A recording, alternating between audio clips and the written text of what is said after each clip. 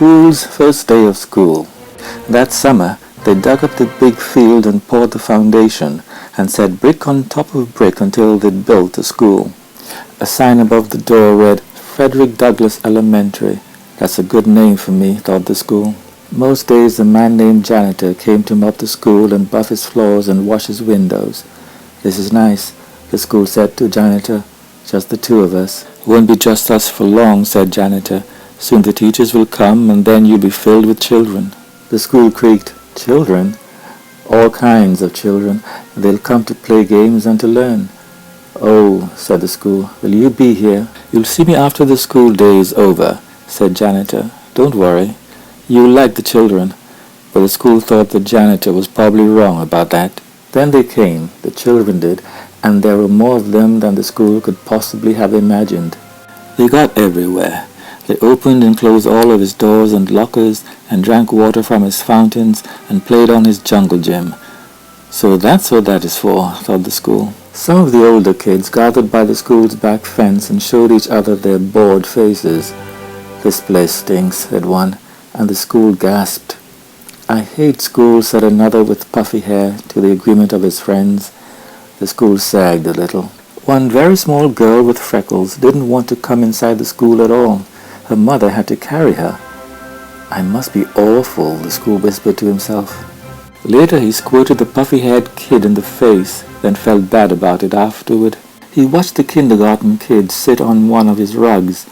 The teacher said, As you go around the circle, please tell us your name. There was an Aiden, and a Max, and a Bella, and another Aiden, and an Emma, and a Caden, and a Chloe. The small girl with freckles was next, but she wouldn't speak. She only stared at her shoes until the teacher moved on. I don't like school, she whispered into her lap. Well, thought the school, maybe he doesn't like you either. The children were in their chairs finally. But just as the school was starting to relax, his fire alarm sounded, and all the children exited and walked to the other side of the field and stared at him. He was so embarrassed. He held his doors open for them when they returned. Sorry, he said, as the first child entered. Sorry, sorry, sorry.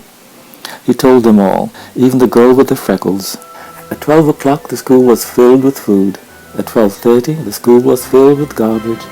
At one table a boy told a funny joke and another boy laughed so hard that milk came out his nose. Now I'm covered with nose milk, thought the school. He had to admit that it was a pretty funny joke though. Even the girl with freckles liked it. After lunch the kindergarten kids learned about shapes. A rectangle has 4 sides, said the teacher. 1, 2, 3, 4. And a square has 4 sides too. In fact, a square is actually a special kind of rectangle. Wow, said the school. I did not know that. Afterward, the children made pictures with glitter and paste. The girl with freckles made a picture of the school. It looks just like me, thought the school, except glittery. It's like she's known me all my life. Do you think I could have your picture? The teacher asked her. Don't tell anyone, but I think it's the best. The school thought she was probably right about that. The freckled girl smiled when the teacher stuck her drawing onto the school wall with a pushpin. Ouch, said the school, but he didn't mind, not really. At 3 o'clock the parents came to pick up the children. At 3:30 Janitor came to pick up the school. I was full of kids, the school told him, and I heard a joke and I accidentally had a fire drill, but everyone was nice about it, and I listened to a classroom and learned about shapes. You had a big day, said Janitor. Do you think, the school said, do you think you could invite everyone to come back tomorrow, especially that little freckled girl? Janitor nodded. I'll see what I can do. Later, a janitor sat on top of the school and they watched the sun go down. In the beginning, I didn't know what I was, said the school. I thought I was your house. Nope, said Janitor. I suppose some other place gets to be your house, the school added. Janitor nodded. That's true, but you get to be a school. That's lucky. And the school thought he was probably right about that.